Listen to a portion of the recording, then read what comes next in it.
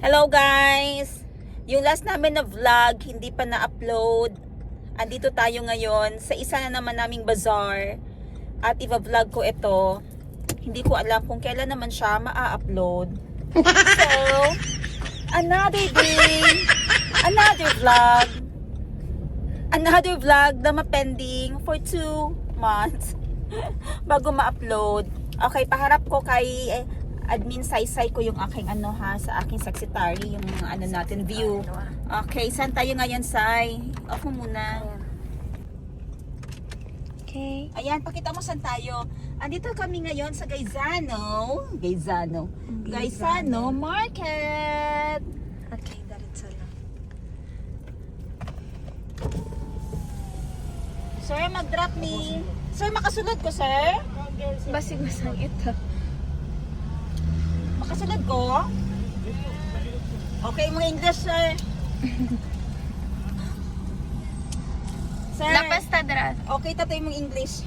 Hindi ko rin alam eh, pangalan na eh. Lapas tadra Diretso sa lang. may Kahit ano. kung ng mundo, kasi importante English na ako eh. Thank you. Asa daw ta mag-drop? Lagpas ta dito sa may I love. I love. I love lang this pala is yan. Anong tawag na bazaar na ito? Pre-Valentine's, correct? Yeah. Pre-Valentine's bazaar. Okay, dito tayo. Oo. Nalampas daw kami dito. Hindi ko alam kung saan si Shinshin. Dito. Ara-ara ito. Ha? Mag-isip mo ko balik dirig parking na. Ay. Alam namin, mag-ilibot. Libot na lang kadaan. Asa maka-exit ito? Pamitasan ng Sheena Bangkok. Ato. Ayun! Ayun na talaga ang Sheena Bangkok wardrobe, guys! Nakikita niyo ba? Nakikita ko! Okay, mag-hazard muna tayo, ha? Okay, magbaba kami ng gamit namin. Kasi maliit lang yung area. 2x2 lang yung area. Go, baba tayo. Okay. Lagalag! So, Sheena Bangkok wardrobe. Pero ang display natin ngayon ay next. Andito yung ibebenta natin. Ito yung ibebenta namin. Ibebenta namin to. So, andyan lahat yung dala namin. Lahat i-display yung doon. Sana andito kayo na supportahan nyo yung aming bazaar. Kahit na yung bazaar namin, coins lang yung bentahan. Pero coins is, coins will bring us into something millions. Walang millions kung walang coins. Okay, sige, dali. Pasok tayo doon and tayo. Kasi hindi pwede magtagal dito eh. Ano lang tayo dito? Hindi pwede magtagal and tayo ay lang. Mag-drop off lang, di ba? Okay, go. Go. Patong sa dirigang, oh. Patong sa dirigang, say. Kanandali lang maabot, oh. Ibutasan na imong bagang para dali ka hakot.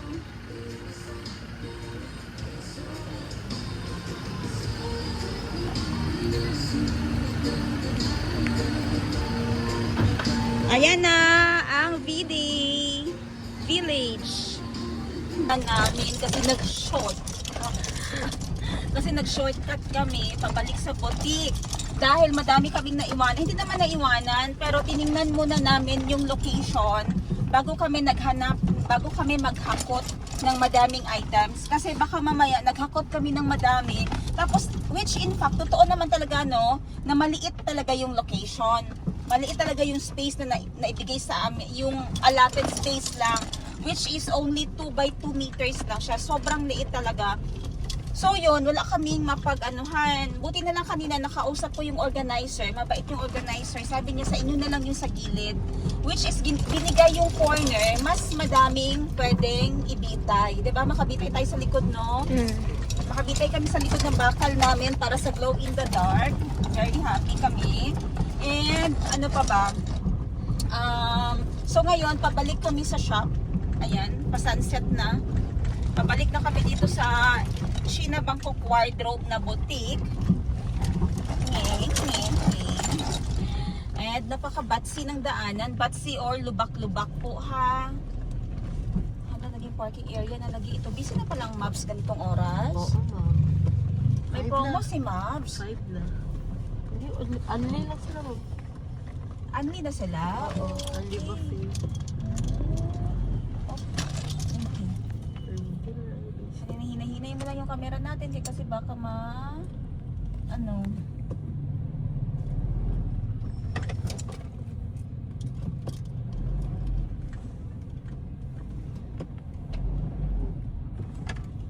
Tawid tayo guys. Medyo matraffic na ganitong oras kasi uwi na. Okay, tawid tayo. Dandahan. Okay. Actually, to be honest, 5 minutes lang tayo sa venue. Pero pag ganito ka-traffic, it will take us mga 15 minutes para makarating dun sa boutique. So, time check natin, alas 5 ng hapon. Dapat ngayong oras ay nasa ano ako. May ano ako, Sai? Jogging. Ay 8,000 steps. Mission Ako today, na. may Mission ako na accomplished. 8,000 steps kami ni Sai. Pero since may boutique ano kami, so unahin muna namin ito dahil today ang preparation. And kanina, hindi ko sila pinapunta para maghakot kasi akala ko nga mainit sa area. Pero yun pala may shade na.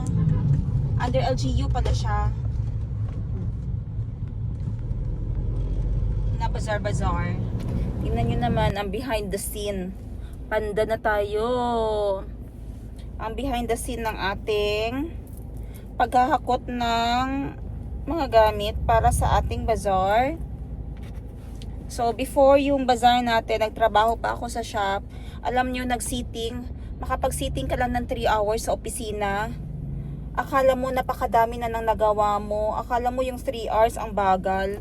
Pero kung tutuusin, ang bilis ng 3 hours talaga pag yung kaharap mo, problema, business, troubleshooting, posting, edit.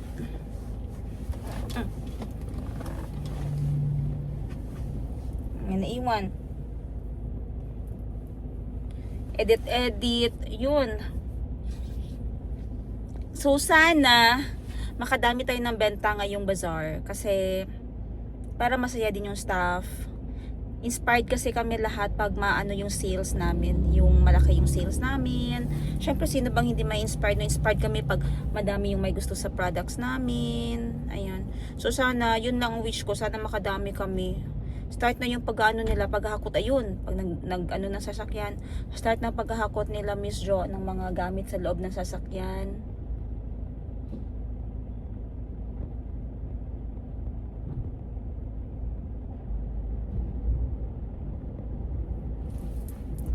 Kami talaga ang pinaka-early birds sa lahat ng birds.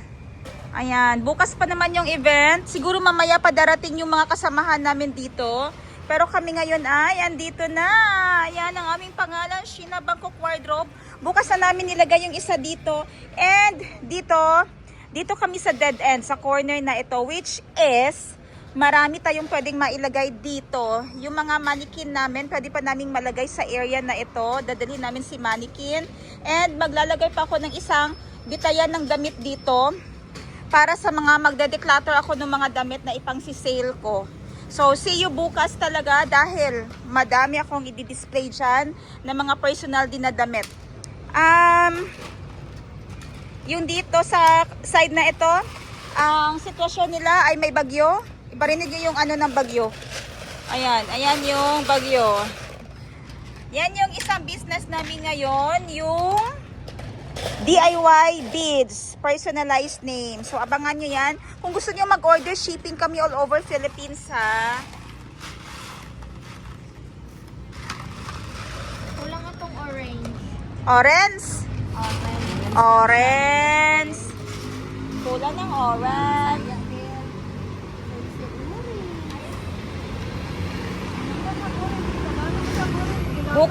Bukas malalaway na talaga dahil marami na siya naka-display bukas. Tingnan natin ano yung maging sitwasyon ng area dito bukas.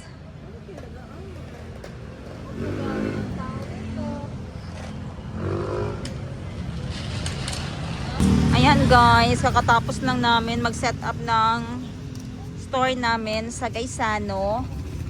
Napadaan kami sa hospital kung saan admitted si Mayumi. Nakita ko si Bunny. Bili siya ng wet wipes ni Mayumi kasi andun si Gracie sa loob. Di sabi ko sa kanya, mag-eat na lang muna kami ng pastil. Ito pala yung pastil Pastil o pastel? Pastil or pastel, whatever it is, ito na yun siya ha. Tag 10 pesos po yung serving yan. Sobrang sarap ng pastil nito. 10 pesos ang serve. So sa 20 pesos mo, napakasarap na paikuha ng mga sidings natin, gang. And dito sa pastilan. Ayan yan, sasakyan doon nakapark. Ano yun yung hospital ni Mayumi sa front. Ayan yung pastil. Nakalagay lang siya sa microwave. Yan ang microwave. Tapos ang ano, mga balot. May side dish doon na tortang talong. Pilang tortang talong? 20. Tortang talong isa. Pila ang Coke? Ay, ang Royal? 20. O sa kada ko? 8 ounce. Okay, dalawa na lang ka 8 ounce. Royal. Ang sa inyo ha, Coke? Share mo di ba ni Coke na lang mo kami. Royal. Pwede na Royal ka? Ha? Dili, uy. Share diri. Dili kanya gusto ko ansay. Ay, dili siya gusto share. Gusto siya isa-iyaha. Gusto ka makahurot day ka? Dili, kanang basi dili siya makunba. Hindi siya masatisfy. Kastuit.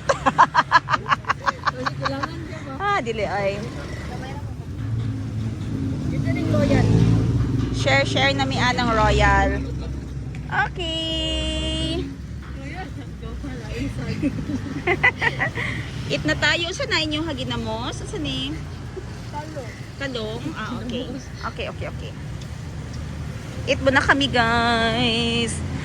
Wala pa nakaabot ng 25 minutes ng akong video. Guys, Gracie is back. Alam niyo ba saan siya galing? Galing siya sa hospital. Kasi, pinaback up ko siya doon. Pinaback up ko siya sa ano, luya pala.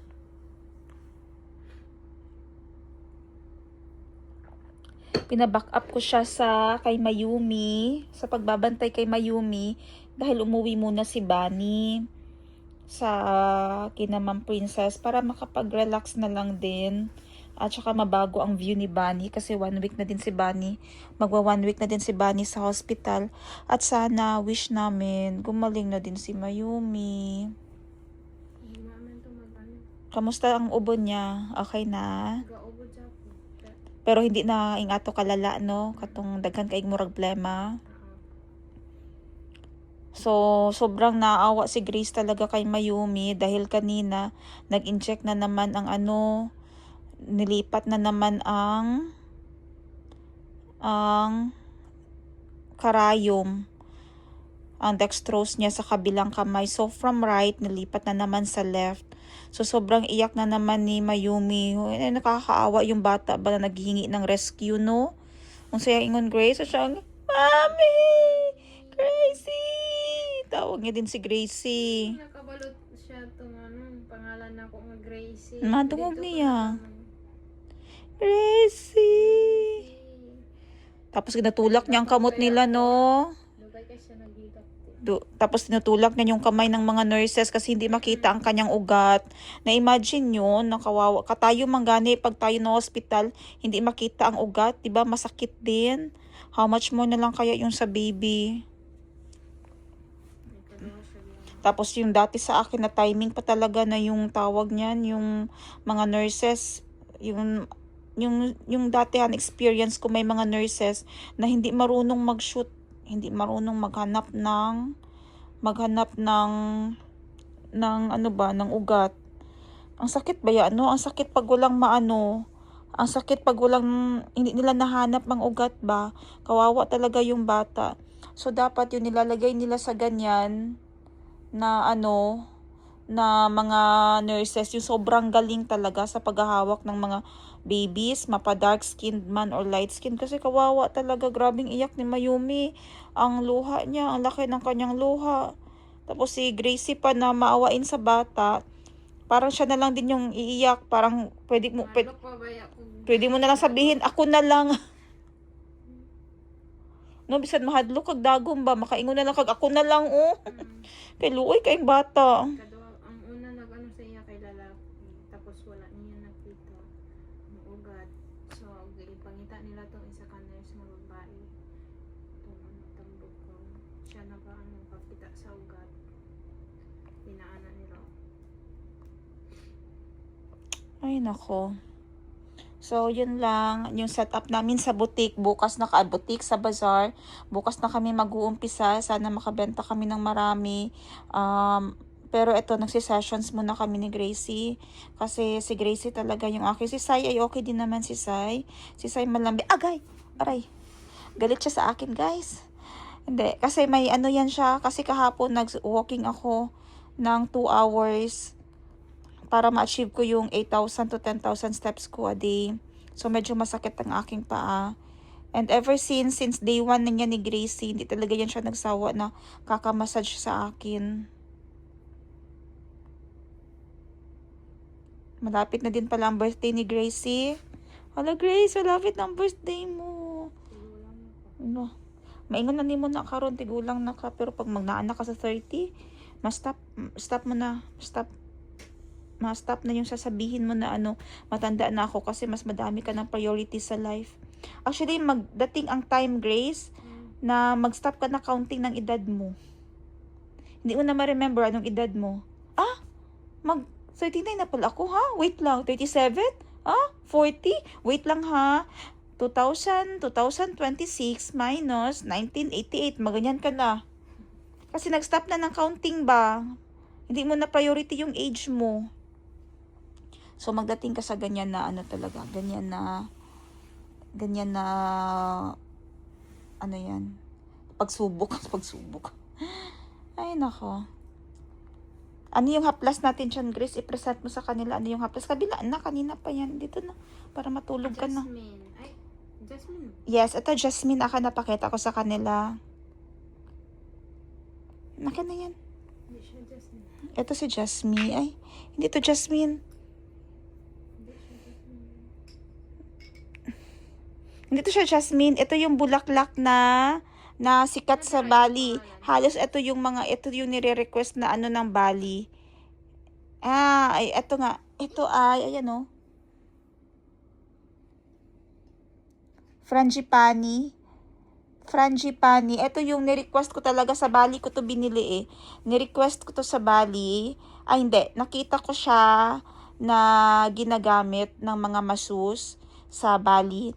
Kaya yung pumunta kami nung pasalubong center sa Bali din, ito yung kinuha ko. Meron pa ito siya jasmine scent kasi ang bango talaga ng mga aroma sa Bali. May naamoy din nga ako. Meron pa tayong frangipani, Grace, para sa room humidifier, yung sa oil, para sa owl. Meron pa. Ang bango nito parang hotel feels din talaga ang amoy niya. Frangipani or yung yung kalachuchi. Amoy kalachuchi sa atin. Ayan yun siya. Kalachuchi yung frangipani eh. And ano pa yung isang haplas mo dyan?